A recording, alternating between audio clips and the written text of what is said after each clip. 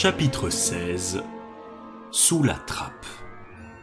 Longtemps encore, Harry se demanderait comment il avait pu faire pour passer ses examens tout en ayant sans cesse la hantise de voir Voldemort surgir dans la salle de classe. Pourtant, au fil des jours, il ne faisait aucun doute que Touffu était toujours bien vivant et fidèle au poste. Il faisait une chaleur étouffante, surtout dans la grande salle où se déroulaient les épreuves écrites. Les élèves avaient reçu des plumes neuves auxquelles on avait jeté un sort qui empêchait leurs utilisateurs de tricher. Il y eut aussi un examen pratique. Le professeur Flitwick les appela un par un dans sa salle pour voir s'ils arrivait à faire danser un ananas sur une table. Le professeur McGonagall les regarda transformer une souris en tabatière. Elle ajoutait des points si la tabatière était particulièrement belle, mais elle en enlevait si on y décelait des moustaches. Ils étaient tous paniqués devant Rogue qui les surveillait de près pendant qu'ils essayaient de fabriquer une potion d'amnésie. Harry fit de son mieux pour ne pas prêter attention aux douleurs qui, par instant, lui transperçaient le front depuis son aventure dans la forêt. Neville pensait qu'il était anxieux à cause de ses examens, car il n'arrivait presque plus à dormir. Son vieux cauchemar le réveillait sans cesse, plus effrayant que jamais. Aux images habituelles s'ajoutait celle d'une silhouette encapuchonnée, dégoulinante de sang de licorne. Ron et Hermione n'avaient pas tous ces soucis. C'est sans doute pourquoi ils paraissaient moins préoccupés que Harry par le sort de la pierre. La pensée de Voldemort leur faisait peur, mais ils n'étaient pas présents dans leurs rêves, et ils étaient si absorbés par leurs révisions qu'ils n'avaient guère le temps de s'inquiéter des manigances de Rogue ou de quiconque d'autre. Leur dernier examen était celui d'histoire de la magie. Ils durent passer 1 heure à répondre à des questions concernant de vieux sorciers un peu fous, inventeurs de chaudrons, dont le contenu tournait tout seul, puis ils furent enfin libres pendant toute une semaine jusqu'au résultat des examens. Lorsque le fantôme du professeur Binns leur annonça qu'ils pouvaient poser leurs plumes et rouler leurs parchemins, Harry ne put s'empêcher de pousser des exclamations de joie avec les autres. « C'était beaucoup plus facile que je ne le pensais », dit Hermione, tandis qu'il rejoignait les autres dans le parc ensoleillé. « Je n'aurais même pas eu besoin d'apprendre le code de conduite des loups-garous de 1637, ni l'ascension d'Elfric l'insatiable. » Hermione aimait bien passer en revue les réponses aux examens, mais Ron lui dit que cela le rendait malade et ils se contentèrent d'aller s'allonger sous un arbre au bord du lac. Les jumeaux Weasley chatouillaient les tentacules d'un calmar géant qui se réchauffait entre 2 eaux. « Fini les révisions !» soupira Ron avec bonheur en s'étirant dans l'herbe. « Tu pourrais être plus joyeux, Harry. On a une semaine de tranquillité avant de savoir tout ce qu'on fait de travers. Pour l'instant, plus la peine de s'inquiéter. » Harry se frottait le front. « J'aimerais bien savoir ce que ça signifie !» s'écria-t-il soudain avec colère. « Ma cicatrice continue à me faire mal. Ça m'était déjà arrivé avant, mais jamais aussi souvent. Va voir Madame Pomme-Fraîche, suggéra Hermione. « Je ne suis pas malade, dit Harry. Je crois plutôt que c'est un avertissement. Il y a un danger qui menace. Détends-toi, conseilla Ron. Hermione a raison. Il n'y a rien à craindre pour la pierre tant que Dumbledore est dans les parages. D'ailleurs, on n'a aucune preuve que Rogue ait trouvé le moyen de passer devant Touffu sans se faire dévorer.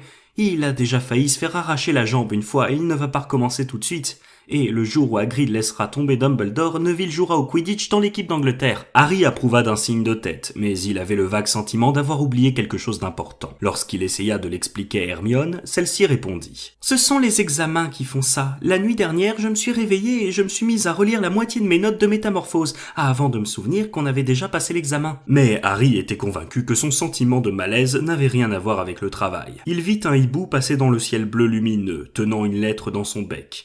Hagrid était le seul à lui envoyer des lettres, mais il ne trahirait pas Dumbledore. Jamais il ne révélerait à quiconque comment faire pour neutraliser Touffu. Jamais. Pourtant, Harry se leva d'un bond. « Où tu vas ?» demanda Ron d'une voix ensommeillée. « Je viens de penser à quelque chose, » dit Harry qui était devenu livide. « Il faut que nous allions voir Hagrid, immédiatement. »« Pourquoi ?» s'étonna Hermione. Mais Harry se hâtait déjà vers la cabane et les 2 autres se précipitèrent pour le rattraper. « Vous ne trouvez pas ça bizarre ?» dit Harry. « Que Hagrid ait toujours rêvé d'élever un dragon et que, comme par hasard, il rencontre quelqu'un qui a justement un œuf de dragon dans sa poche. Vous en connaissez beaucoup, des gens qui se promènent avec des œufs de dragon dans leur poche alors que c'est interdit chez les sorciers. Étrange que celui-là soit précisément tombé sur Hagrid, vous ne trouvez pas? J'aurais dû m'en rendre compte plus tôt. »« Qu'est-ce que tu racontes ?» dit Ron. Mais Harry ne répondit pas et se hâta en direction de la forêt. Hagrid était assis dans un fauteuil devant sa cabane. Il avait relevé ses manches et ses bas de pantalon et s'occupait à écosser des petits pois dans un grand bol. « Alors, dit-il, c'est fini ces examens. Vous voulez boire quelque chose? Non, on est pressé, dit Harry. J'ai quelque chose à vous demander. Le soir où vous avez gagné Norbert aux cartes, à quoi ressemblait le voyageur qui vous l'a donné? Je ne sais pas, répondit Hagrid. Il a gardé sa cape avec son capuchon sur la tête. En voyant l'air stupéfait des trois autres, il leva les sourcils. Ce n'est pas si étonnant que ça, dit-il. Il y a des tas de gens un peu bizarres à la tête de sanglier. C'est un des peuple du village. Peut-être que c'était un marchand de dragons. Je n'ai jamais vu son visage. Il garde toujours son capuchon. Harry se laissa tomber à côté du bol de petits pois. « Qu'est-ce que vous lui avez dit ?» demanda-t-il. « Vous lui avez parlé de Poudlard ?» C'est possible que ce soit venu dans la conversation, dit Hagrid en fronçant les sourcils pour essayer de se rappeler. Ah oui, c'est ça. Il m'a demandé ce que je faisais comme travail, et je lui ai dit que j'étais garde-chasse ici. Ensuite, il m'a posé des questions sur le genre de créature dont je m'occupais, et là, je lui ai dit que j'aurais bien voulu avoir un dragon. Et puis, je ne me souviens plus très bien, il n'arrêtait pas de me payer à boire, voyons. Ah oui, il a dit qu'il avait justement un œuf de dragon et qu'on pourrait peut-être le jouer aux cartes si ça m'intéressait. Mais il voulait être sûr que je sache m'en occuper, et je lui ai répondu qu'après tout fut, je n'aurais pas de mal à m'occuper d'un dragon. Et il s'est intéressé à Touffu? Demanda Harry en essayant de garder son calme. On ne rencontre pas beaucoup de chiens à trois têtes dans la région, alors je lui en ai un peu parlé, et je lui ai dit que Touffu était doux comme un mouton quand on savait s'y prendre. Il suffit de lui jouer un air de musique et il s'endort. Hagrid parut soudain horrifié. « Je n'aurais jamais dû vous dire ça !» s'écria-t-il. « Oubliez-le. Hé, où allez-vous » Harry, Ron et Hermione ne s'arrêtèrent de courir que lorsqu'ils furent arrivés dans le hall d'entrée du château qui paraissait sombre et glacé quand on venait du parc. « Cette fois, il faut aller voir Dumbledore, » dit Harry. « Ce voyageur avec son capuchon, c'était soit Rogue, soit Voldemort. Il a dû le faire boire et Hagrid lui a révélé le moyen de passer devant Touffu. J'espère au moins que Dumbledore va nous croire. Firenze nous aidera peut-être si Bane ne l'en empêche pas. Où est le bureau de Dumbledore ?» Ils regardèrent autour d'eux, comme s'ils espéraient voir un écriteau qui leur indiquerait la bonne direction. On ne leur avait jamais dit où habitait Dumbledore et ils ne connaissaient personne qui ait jamais été envoyé dans son bureau. « On n'a qu'à... » commença Harry, mais une voix résonna soudain dans le hall. « Que faites-vous ici ?» C'était le professeur McGonagall qui traversait le hall avec une énorme pile de livres dans les bras. « On veut voir le professeur Dumbledore » dit courageusement Hermione. « Voir le professeur Dumbledore » répéta le professeur McGonagall comme si elle trouvait l'idée particulièrement saugrenue. « Et pourquoi donc ?»« C'est un secret. » répondit Harry, la gorge sèche. Sa réponse n'était pas très habile, pensa-t-il en voyant le professeur McGonagall froncer le nez. « Le professeur Dumbledore est parti il y a 10 minutes, répondit-elle froidement. Il a reçu un hibou urgent du ministère de la magie et il s'est immédiatement envolé pour Londres. Il est parti, dit Harry d'une voix fébrile. Le professeur Dumbledore est un grand sorcier, Potter. Il est très demandé. Mais c'est très important ce que j'ai à lui dire. Vous avez quelque chose de plus important à lui dire que le ministre de la magie, Potter. Écoutez, reprit Harry en renonçant à toute prudence. Il s'agit de la pierre philosophale. La pile de livres que le professeur McGonagall avait dans les bras s'effondra sur le sol, mais elle ne se baissa pas pour les ramasser. « Comment savez-vous » balbutia-t-elle. « Professeur, je crois, ou plutôt, je sais que quelqu'un va essayer de voler la pierre. C'est pour ça qu'il faut que je parle au professeur Dumbledore. » Elle parut à la fois stupéfaite et méfiante. « Le professeur Dumbledore sera de retour demain, » dit-elle enfin. « Je ne sais pas comment vous avez fait pour connaître l'existence de la pierre, mais soyez rassurés. Personne ne peut la dérober. Elle est trop bien protégée. « Mais professeur Potter, je sais ce que je dis, » répliqua-t-elle sèchement. Puis elle se pencha pour ramasser ses livres. « Je suggère que vous retourniez tous les trois dehors pour profiter du soleil. » Mais ils restèrent là. « C'est cette nuit que ça va se passer, » dit Harry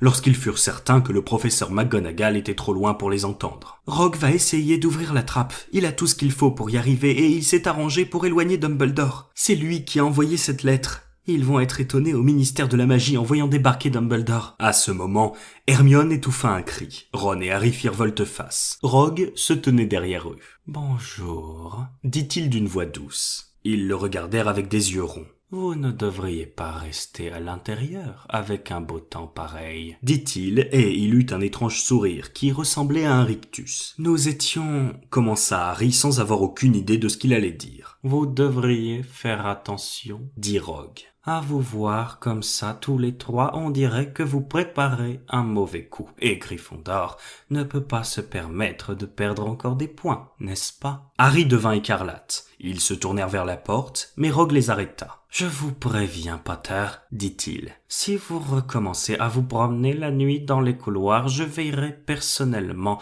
à ce que vous soyez renvoyé du collège. Bonne journée. » Et il s'en alla en direction de la salle des professeurs. « Voilà ce qu'on va faire, » dit Harry aux deux autres lorsqu'ils furent sur le grand escalier de pierre. « L'un de nous surveillera Rogue. Il faut l'attendre à la sortie de la salle des profs et le suivre.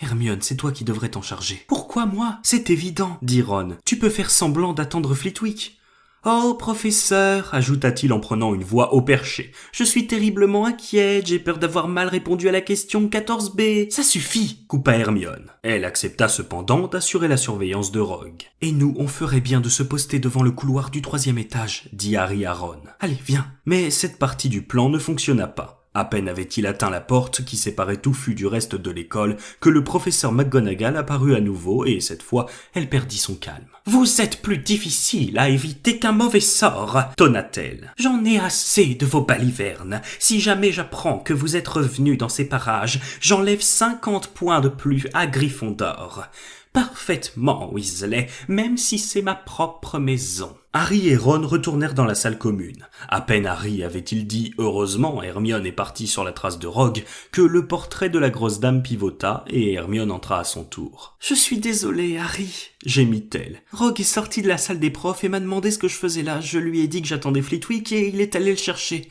Quand j'ai pu repartir, je ne savais plus où était Rogue. Bon, alors... c'est fini, dit Harry. Les deux autres le regardèrent avec inquiétude. Il était pâle et ses yeux flamboyaient. Ce soir, dit-il, je vais essayer d'aller chercher la pierre avant lui. Tu es fou, s'exclama Ron. Tu ne peux pas faire ça, dit Hermione. Après ce que McGonagall et Rogue ont dit, tu vas te faire renvoyer. Et alors, explosa Harry. Vous ne comprenez donc pas. Si Rogue parvient à s'emparer de la pierre, Voldemort va revenir.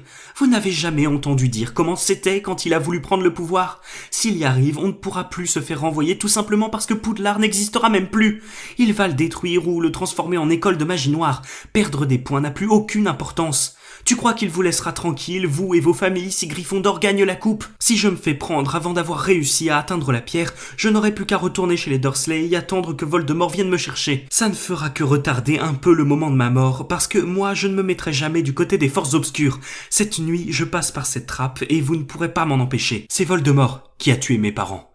Il ne faut pas l'oublier. Tu as raison, Harry, dit Hermione d'une petite voix. Je me servirai de la cape d'invisibilité, dit Harry. C'est une chance que je l'ai récupérée. Et tu crois qu'elle est assez grande pour nous couvrir tous les trois? Demanda Ron. Tous les trois? Tu ne crois quand même pas qu'on va te laisser y aller tout seul? Bien sûr que non, dit sèchement Hermione. Comment veux-tu parvenir à la pierre sans notre aide? Je ferais bien d'aller voir un peu dans mes bouquins. J'y trouverai sûrement des choses utiles. Mais si on se fait prendre, vous aussi, vous serez renvoyés, fit remarquer Harry. Je pourrais peut-être m'arranger, répondit Hermione. Flitwick m'a dit en secret que j'avais 112% de bonnes réponses à son examen.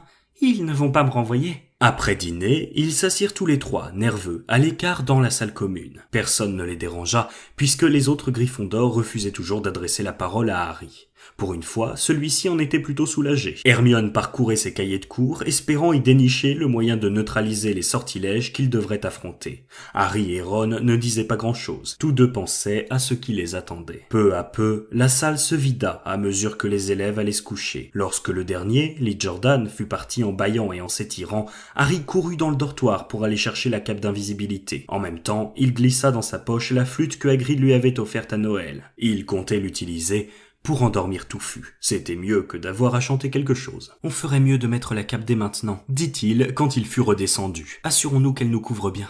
Si jamais Rusard apercevait un de nos pieds traînants. « Qu'est-ce que vous faites ?» dit alors une voix à l'autre bout de la salle. Neville apparut derrière un fauteuil en tenant contre lui son crapaud qui s'était à nouveau évadé. « Rien, dit Harry qui s'empressa de cacher la cape derrière son dos. « Vous allez encore vous balader ?» dit Neville. « Non, dit Hermione. « Pas du tout. Va donc te coucher. » Harry jeta un coup d'œil à l'horloge. Il ne pouvait pas se permettre de perdre du temps. À cette heure-ci, Rogue était peut-être en train d'endormir Touffu. « Si vous sortez, vous allez vous faire prendre, » dit Neville. Et Gryffondor aura encore plus d'ennuis. Tu ne comprends pas, dit Harry. C'est très important. Mais Neville avait l'air décidé à tenir bon. Je ne vous laisserai pas partir, dit-il en allant se poster devant le trou qui servait d'entrée. Je suis prêt à me battre. »« Neville !» s'exclama Ron. « Laisse-nous passer, ne fais pas l'idiot. Ne me traite pas d'idiot !» répliqua Neville. « Vous avez suffisamment fait de choses interdites. D'ailleurs, c'est toi-même qui m'as dit que je devais me défendre. Pas contre nous !» lança Ron. Neville lâcha son crapaud qui disparut sous un meuble. « Essaye de me frapper !» dit-il en levant les poings. « Pas contre nous !» lança Ron. « Fais quelque chose !» dit Harry désespéré en s'adressant à Hermione. Elle s'avança alors vers Neville et brandit sa baguette magique. « Désolé, Neville, dit-elle, mais il le faut.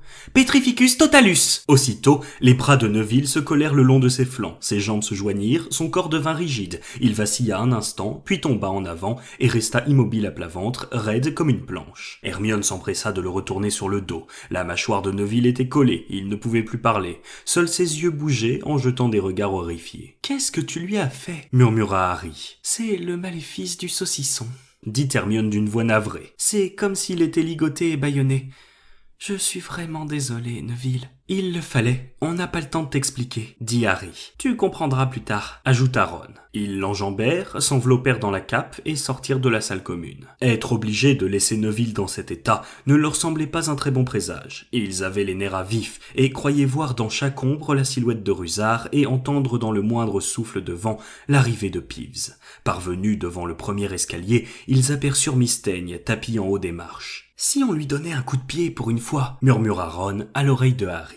Mais celui-ci refusa d'un signe de tête et ils montèrent l'escalier en la contournant soigneusement. La chatte tourna vers eux ses yeux brillants comme des lampes, mais elle n'eut aucune réaction. Ils ne rencontrèrent plus personne avant d'arriver dans le couloir du 3e étage. Ils virent alors Peeves qui faisait des plis dans le tapis pour faire trébucher les gens. « Qui est là ?» dit-il soudain, ses petits yeux noirs rétrécis. « Je sais que vous êtes là, même si je ne peux pas vous voir. Qui êtes-vous, gnome, fantôme ou salmôme ?»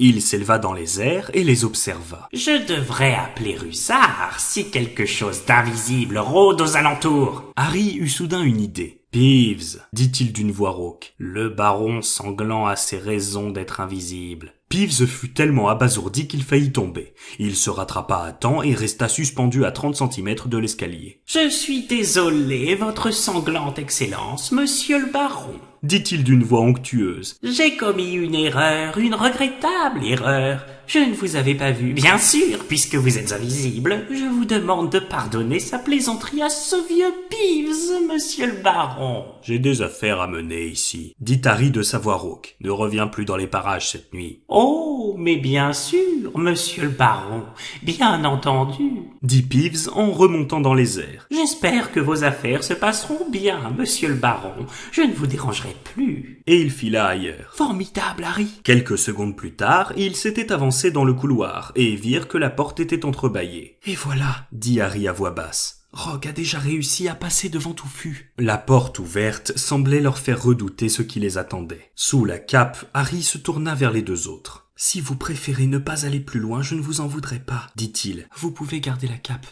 Je n'en aurai plus besoin maintenant. »« Ne dis pas de bêtises, » répliqua Ron. « Bien sûr qu'on vient avec toi, » dit Hermione. Harry poussa la porte. Des grognements retentirent aussitôt. Les 3 museaux du chien reniflaient frénétiquement dans leur direction, bien qu'il fût incapable de les voir. « Qu'est-ce qu'il y a par terre ?» demanda Hermione. « Ça ressemble à une harpe, » dit Ron. « C'est sans doute Rogue qui l'a laissé là. Le chien doit se réveiller dès qu'on arrête de jouer, » dit Harry. « Bon, allons-y. » Il porta la flûte à ses lèvres et se mit à jouer. Ce n'était pas vraiment une mélodie, mais dès la première note, les paupières du monstre devinrent lourdes. Il arrêta de grogner, ses jambes faiblirent, il trébucha puis s'effondra sur le sol, profondément endormi. « Continue à jouer, » dit Ron, tandis qu'il se débarrassait de la cape et s'avançait silencieusement vers la trappe. Lorsqu'ils approchèrent des 3 têtes du chien, ils sentirent son souffle brûlant et fétide. « On devrait arriver à soulever la trappe, » dit Ron. « Tu veux passer la première, Hermione ? » « Non, je n'y tiens pas. »« Bon, tant pis. » Ron serra les dents, enjamba les pattes du chien avec précaution, puis tira l'anneau de la trappe qui se souleva sans difficulté et s'ouvrit. « Qu'est-ce que tu vois ?» demanda Hermione avec angoisse. « Rien, c'est tout noir. Il n'y a ni échelle ni corde pour descendre.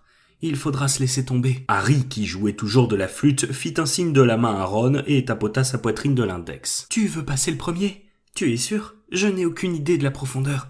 Donne la flûte à Hermione, sinon il va se réveiller. » Harry lui tendit la flûte. Lorsque la musique s'arrêta, le chien se remit à grogner et à bouger, mais dès qu'Hermione joua à nouveau, il replongea dans le sommeil. Harry l'enjamba à son tour et regarda à travers l'ouverture. On ne voyait pas le fond. Il se glissa dans le trou et se suspendit par le bout des doigts au bord de la trappe. « S'il m'arrive quelque chose, dit-il à Ron, n'essayez pas de me suivre. Allez chercher Edwige dans la volière et envoyez-la avec un message à Dumbledore. D'accord, dit Ron. À tout de suite, j'espère. » Et Harry se laissa tomber. Il sentait l'air humide lui siffler aux oreilles tandis qu'il tombait, puis soudain, avec un drôle de bruit sourd, il atterrit sur quelque chose de mou. Il se redressa et regarda autour de lui. Ses yeux n'étaient pas encore habitués à l'obscurité, mais il avait l'impression d'être assis sur une sorte de plante. « C'est ok !» cria-t-il en direction de la trappe qui dessinait au-dessus de sa tête un carré lumineux de la taille d'un timbre-poste. « On peut sauter, c'est mou ici !» Ron fut le premier à suivre. Il tomba de tout son long à côté de Harry. « Qu'est-ce que c'est que ce truc ?» demanda-t-il. « Je ne sais pas, une espèce de plante, je crois. Elle a dû être placée là pour amortir la chute. » « Viens, Hermione !» La flûte qu'on entendait faiblement s'interrompit. Le chien aboya bruyamment, mais Hermione avait déjà sauté et elle atterrit de l'autre côté de Harry. « On doit être à des kilomètres sous le château, dit-elle. Une chance qu'il y ait cette plante, fit remarquer Ron. Une chance, hurla Hermione. Regardez-vous tous les deux. Elle se leva d'un bond et parvint péniblement à se réfugier contre une paroi humide. Péniblement, car dès l'instant où elle avait atterri, les vrilles de la plante, longues comme des tentacules, avaient commencé à s'enrouler autour de ses chevilles. Quant à Ron et à Harry, des sortes de lianes leur avaient déjà ligoté les jambes sans qu'ils s'en rendent compte. Hermione avait réussi à se libérer avant que la plante ait eu le temps de l'immobiliser. Elle regarda avec horreur Harry et Ron qui se débattaient pour essayer de se libérer, mais plus ils tiraient sur les tentacules, plus l'emprise du monstre végétal se resserrait autour d'eux. « Ne bougez plus !» leur ordonna Hermione. « Je connais cette plante, c'est un filet du diable. Je suis ravie de le savoir, ça nous aide beaucoup !» lança Ron d'un ton narquois en essayant d'empêcher la plante de s'enrouler autour de son cou. « Silence, j'essaye de me rappeler comment il faut faire pour la tuer !» dit Hermione. « Alors, dépêche-toi, parce que j'ai du mal à respirer !» dit Harry d'une voix haletante, tandis que la plante lui étreignait la poitrine. « Voyons, filet du diable, qu'est-ce que nous a dit le professeur Chourave déjà ? Elle aime l'humidité et l'obscurité. »« Dans ce cas, allume un feu !» dit Harry à moitié étouffé. « Oui, bien sûr, mais il n'y a pas de bois !» s'écria Hermione en se tordant les mains. « Tu es folle !» hurla Ron. « Tu es une sorcière ou quoi ?»« Ah, c'est vrai !» dit Hermione. Elle sortit sa baguette magique, l'agita, marmonna quelque chose et un jet de flamme bleue, semblable à celle qui avait mis le feu aux vêtements de Rogue, jaillit en direction de la plante. En quelques instants, Ron et Harry sentirent la plante desserrer son étreinte, tandis qu'elle se recroquevillait sous l'effet de la chaleur et de la lumière. Ils retrouvèrent alors leur liberté de mouvement. « Une chance que tu écoutes bien en classe, Hermione, » dit Harry en la rejoignant près du mur, le visage ruisselant de sueur. « Oui, et heureusement que Harry ne perd pas la tête, » dit Ron. « Par là, » ajouta Harry en indiquant le seul passage qu'ils avaient devant eux. Ils s'engagèrent alors dans ce passage, qui s'enfonçait sous la terre, où l'on n'entendait que le doux ruissellement de gouttes d'eau sur les murs. Comme à Gringotts, pensa Harry. Avec un haut-le-cœur, il se souvint des dragons qui étaient censés garder la salle des coffres dans la banque des sorciers. Et s'il se retrouvait face à un dragon adulte, c'était déjà difficile avec Norbert. Ils parcoururent ainsi quelques dizaines de mètres. « Tu entends ?» chuchota Ron. Harry écouta. Venant d'un peu plus loin, on entendait un bruissement confus auquel se mêlaient quelques tintements. « On dirait des bruits d'ailes, » dit Harry. « Il y a de la lumière là-bas, » remarqua Ron. « Je vois quelque chose bouger. » Parvenus à l'extrémité du passage, ils découvrirent une salle brillamment éclairée, avec un haut plafond en forme d'arche. L'endroit était envahi de petits oiseaux étincelants qui voletaient sans cesse tout autour de la pièce. Dans le mur d'en face, il y avait une grande porte de bois. « Tu crois qu'ils vont nous attaquer si on traverse la salle ?» demanda Ron. « Sans doute, » dit Harry. « Ils n'ont pas l'air très méchants, mais s'ils nous foncent dessus tous en même temps, on va bien voir. Je vais courir. » Il prit une profonde inspiration, se protégea la tête avec les bras et s'élança à travers la salle. Il s'attendait à sentir des dizaines de becs très pointus le piquer de la tête aux pieds, mais il ne se passa rien du tout et il arriva devant la porte sans avoir subi la moindre attaque. Il tira la poignée. La porte était verrouillée. Les deux autres vinrent à la rescousse, mais leurs efforts pour ouvrir la porte restèrent vains. Elle refusa de bouger, même lorsqu'Hermione essaya une de ses formules magiques. « Et maintenant ?» dit Ron. « Ces oiseaux ne sont pas là pour faire joli, » fit remarquer Hermione. Ils observèrent les oiseaux qui brillaient au-dessus de leur tête. Qui brillaient. « Ce ne sont pas des oiseaux !» s'écria Harry. « Ce sont des clés volantes. Regardez bien. » Ce qui veut dire... Il jeta un coup d'œil autour de lui, pendant que les deux autres observaient le vol des clés. Oui, là, des balais, s'exclama Harry. Il faut attraper la clé qui ouvre la porte. Mais il y en a des centaines. Ron examina la serrure. Il faut une grosse clé à l'ancienne, probablement en argent, comme la poignée. Ils prirent chacun un balai et décollèrent en direction du nuage de clés. Ils essayèrent d'en saisir plusieurs, mais les clés magiques filaient, plongeaient, zigzaguaient, avec une telle rapidité qu'il était presque impossible d'en attraper une. Ce n'était pas pour rien, cependant, que Harry était le plus jeune attrapeur qu'on ait connu depuis un siècle. Il avait un don pour repérer des choses que les autres ne voyaient pas. Après avoir parcouru pendant quelques instants ce tourbillon de plumes aux couleurs d'arc-en-ciel, il remarqua une grosse clé d'argent qui avait une aile tordue, comme si quelqu'un l'avait déjà attrapée et brutalement introduite dans la serrure. « C'est celle-ci !» cria-t-il aux deux autres. « La grosse, là, avec les ailes bleues, les plumes sont toutes froissées d'un côté. » Ron fila dans la direction indiquée par Harry, mais, emporté par son élan, il s'écrasa contre le plafond et faillit tomber de son balai. « Il faut la cerner !» cria Harry, sans quitter des yeux la clé à l'aile blessée. « Ron, tu restes au-dessus. Hermione, tu te mets en dessous pour l'empêcher de descendre, et moi, j'essaierai de l'attraper.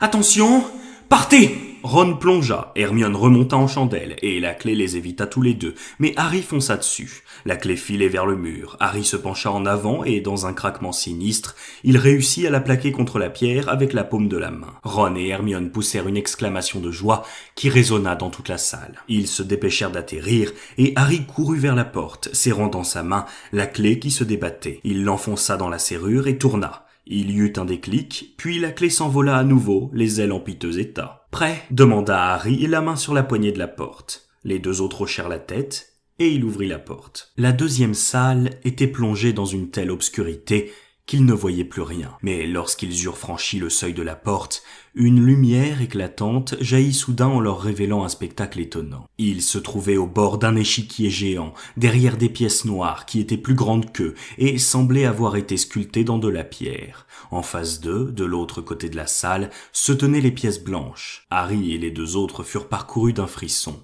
Les pièces blanches, imposantes, n'avaient pas de visage. « Qu'est-ce qu'on fait maintenant ?» murmura Harry. « C'est évident, non ?» dit Ron. « Il va falloir jouer une partie d'échecs pour arriver de l'autre côté. » Derrière les pièces blanches, ils apercevaient une autre porte. « Comment on va s'y prendre ?» demanda Hermione, inquiète. « Nous serons sans doute obligés de nous transformer nous-mêmes en pièces d'échecs, » dit Ron. Il s'avança vers un cavalier noir et posa la main sur le cheval. Aussitôt la pierre s'anima, le cheval frappa l'échiquier de ses sabots et le cavalier tourna vers Ron, sa tête coiffée d'un casque. « Il faut...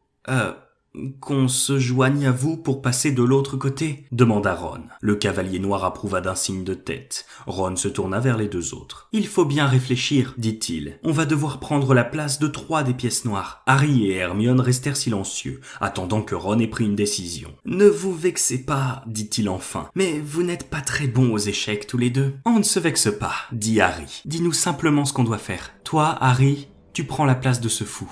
Et toi, Hermione, tu te mets sur la case de la tour. Et toi, moi, je prends la place du cavalier, dit Ron. Les pièces avaient entendu, car à cet instant, un cavalier, un fou et une tour quittèrent l'échiquier, laissant 3 cases vides que Ron, Harry et Hermione occupèrent. Les blancs jouent toujours les premiers, dit Ron en scrutant l'autre extrémité de l'échiquier. Regardez. Un pion blanc venait d'avancer de 2 cases. Ron commença alors à donner ses ordres aux pièces noires et elles se déplacèrent sans bruit, là où il les envoyait. Harry sentit ses jambes faiblir. Que se passerait-il si jamais il perdait ? Harry, déplace-toi de 4 cases en diagonale vers la droite. Leur premier choc fut de voir le camp adverse prendre leur autre cavalier. La reine blanche l'assomma en le jetant à bas de sa monture et le traîna au bord de l'échiquier où il resta immobile, face contre terre. C'était nécessaire, dit Ron qui paraissait secoué. Maintenant, tu vas pouvoir prendre ce fou, Hermione.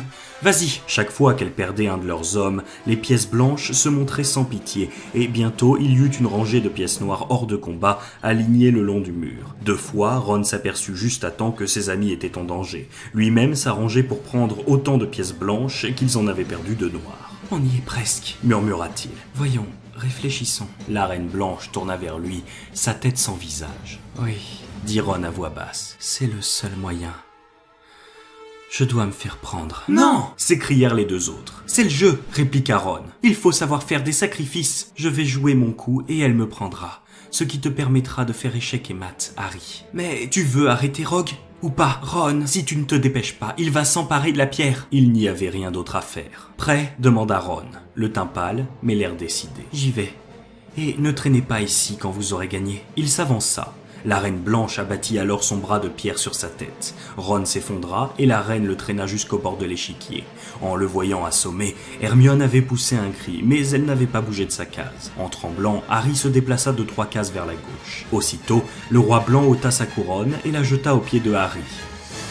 Ils avaient gagné. Les pièces blanches s'écartèrent en s'inclinant, dégageant l'accès à la porte du fond. Après avoir jeté à Ron un dernier regard navré, Harry et Hermione franchirent la porte et s'engouffrèrent dans un autre passage. « Tu crois qu'il... » commença Hermione. « Ne t'inquiète pas, il n'est pas blessé, » assura Harry, en essayant de s'en convaincre lui-même. « Qu'est-ce qui nous attend maintenant, à ton avis ? Le filet du diable, c'était le maléfice de Shurav. C'est sans doute Flitwick qui a ensorcelé les clés. McGonagall a donné vie aux pièces d'échecs, il nous reste donc à affronter les sortilèges de Quirrell et de Rogue. » Ils étaient à présent devant une nouvelle porte. « On y va ?» murmura Harry. « D'accord. » Harry poussa la porte. Aussitôt, une répugnante odeur leur frappa les narines, et tous deux durent relever les pans de leurs robes pour se couvrir le nez. Ils virent alors, allongé sur le sol, un immense troll encore plus grand que celui auquel ils s'étaient attaqués. Il était évanoui, avec une grosse bosse sanglante sur le front. « Heureusement qu'on n'a pas eu à se battre avec celui-ci, » murmura Harry. Ils enjambèrent avec précaution l'une de ces jambes massives qui leur barraient le chemin et se hâtèrent de gagner la porte suivante. Lorsque Harry l'ouvrit, ils s'attendaient au pire, mais ils ne virent rien d'effrayant. Il y avait simplement une table sur laquelle étaient alignées 7 bouteilles de différentes formes. « Ça, c'est le maléfice de Rogue, » dit Harry. « Qu'est-ce qu'on doit faire ?» Dès qu'ils eurent franchi le seuil de la porte, de grandes flammes jaillirent derrière eux. Mais ce n'était pas un feu ordinaire. Celui-ci était violet. Au même moment, d'autres flammes, noires cette fois, s'élevèrent dans l'encadrement de la porte du fond. Ils étaient pris au piège. « Regarde !» dit Hermione en prenant un rouleau de parchemin posé à côté des bouteilles. Harry s'approcha et lut par-dessus son épaule. « Devant est le danger, le salut est derrière. 2 sauront parmi nous conduire à la lumière. L'une d'entre les 7 en avant te protège, et une autre en arrière abolira le piège. 2 ne pourront offrir que simple vin d'ortie, 3 sont mortels poisons, promesse d'agonie. Choisis si tu veux fuir un éternel supplice. Pour t'aider dans ce choix, tu auras 4 indices. Le premier, si rusé que soit leur perfidie, les poisons sont à gauche des 2 vins d'ortie. Le second, différent à chaque extrémité, si tu vas de l'avant, nul n'est ton allié. Le troisième, elles sont de tailles inégales, ni naines ni géantes, en son sein n'est fatal. 4 enfin, les deuxièmes, à gauche comme à droite, sont jumelles de goût mais d'aspect disparate. Hermione poussa un profond soupir, et Harry fut stupéfait de voir qu'elle souriait. « Remarquable !» dit-elle. « Ce n'est pas de la magie, c'est de la logique. Une énigme. Il y a beaucoup de grands sorciers qui n'ont pas la moindre logique, ils n'arriveraient jamais à trouver la solution. Et nous non plus. Bien sûr que si. Tout ce dont nous avons besoin est écrit sur ce papier. Il y a 7 bouteilles, 3 contiennent du poison, 2 sont du vin, l'une d'elles permet de franchir sans mal les flammes noires et une autre permet de retourner sur nos pas en traversant les flammes violettes. Mais comment savoir laquelle boire ? Laisse-moi réfléchir. » Hermione relut le papier plusieurs fois, puis elle examina attentivement les bouteilles en marmonnant pour elle-même. Enfin, elle poussa un cri de victoire. « Ça y est, j'ai trouvé !» dit-elle. « C'est la plus petite bouteille qui nous permettra de traverser les flammes noires et d'arriver jusqu'à la pierre. » Harry regarda la minuscule bouteille. « Il y a tout juste une gorgée là-dedans, » dit-il. « Ce n'est pas assez pour nous deux. » Ils échangèrent un regard. « Quelle est celle qui permet de franchir les flammes violettes ?» Hermione montra une bouteille ronde à droite de la rangée. « Alors bois celle-là, » dit Harry. « Retourne auprès de Ron, allez prendre des balais dans la salle des clés volantes et utilisez-les pour ressortir par la trappe. Touffu n'aura pas le temps de vous mordre. Filez droit à la volière et envoyez Edwige à Dumbledore avec un mot disant qu'on a besoin de lui. J'arriverai peut-être à retenir Rogue pendant un moment, mais je ne suis pas de taille à l'affronter. Et qu'est-ce qui se passera si jamais tu sais qui est avec lui ? J'ai eu de la chance une fois, dit Harry en montrant sa cicatrice. Pourquoi pas 2 ? Les lèvres d'Hermione tremblèrent. Elle se précipita soudain sur Harry et le serra dans ses bras. Hermione. Harry, tu es un grand sorcier. Pas autant que toi, répondit Harry un peu gêné. Moi, j'ai tout appris dans les livres. Mais il y a des choses beaucoup plus importantes. Le courage, l'amitié. Oh Harry, fais bien attention. Bois la première, dit Harry. Tu es sûr que tu ne te trompes pas ? Certaine, assura Hermione. Elle but une longue gorgée au goulot de la bouteille ronde et fut parcourue d'un frisson. Ce n'est pas du poison, demanda Harry d'une voix angoissée. Non, mais on dirait de la glace. Dépêche-toi, vas-y avant que les effets disparaissent. Bonne chance. Sois prudent, vas-y. Hermione fit volte-face et marcha droit vers les flammes violettes. Harry respira profondément, prit la petite bouteille et se tourna vers les flammes noires. « J'arrive, dit-il, et il vida la bouteille d'un trait. Il eut alors l'impression d'avoir plongé dans un bain glacé. Il reposa la bouteille, contracta ses muscles et s'avança à travers le feu. Les flammes noires lui léchèrent le corps, mais il ne sentit aucune chaleur. Pendant quelques instants, il ne vit plus que la couleur noire du feu magique. Puis il se retrouva de l'autre côté, dans la dernière salle. Quelqu'un était déjà là, mais ce n'était pas Rogue. Ce n'était même pas Voldemort.